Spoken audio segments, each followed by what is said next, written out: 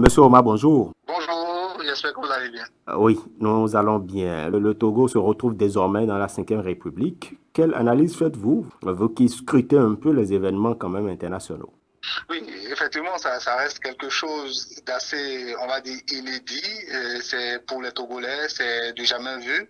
Ça, c'est la première des choses. Mais c'était prévisible depuis avril 2024, puisque le pays, l'Assemblée nationale a adopté donc une nouvelle constitution, qui change complètement le régime. On passe désormais d'un régime présidentiel à un régime parlementaire. Mais cette fois-ci, c'est que le nouvel homme fort du pays est le président du Conseil des ministres.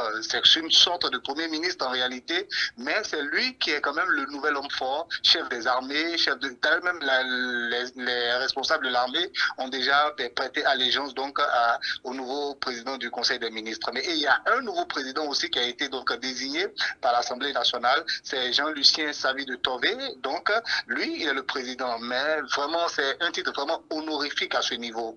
Voilà, c'est dans l'optique, donc en tout cas pour les autorités togolaises qui ont donc milité pour ce changement de constitution, c'est une manière pour eux de moderniser les institutions et renforcer donc la démocratie dans leur pays. Très bien. Est-ce qu'on ne pourrait pas dire que c'est une diversion politique pour pouvoir s'éterniser au pouvoir quand on sait que le chef de l'État, et vous l'avez dit, se résume à donc un chef symbolique, honorifique, alors que tous les pouvoirs exécutifs importants sont concentrés dans les mains du président du Conseil des ministres?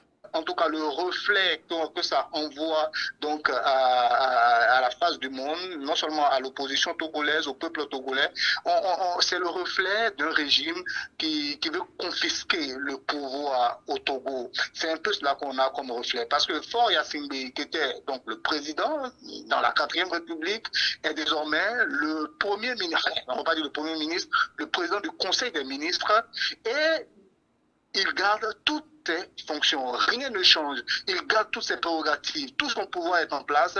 Le président élu, par contre, lui, il est dépourvu de tout pouvoir. En réalité, si ce changement de constitution pouvait permettre en fait l'alternance, on allait peut-être se réjouir, on allait dire waouh, écoutez, c'est parfait. Donc, Faure Gnassingbé, c'est le pouvoir, mais pas, non, pas du tout. Il conserve le pouvoir. Très bien. Merci beaucoup, Omar. Et je vous en prie.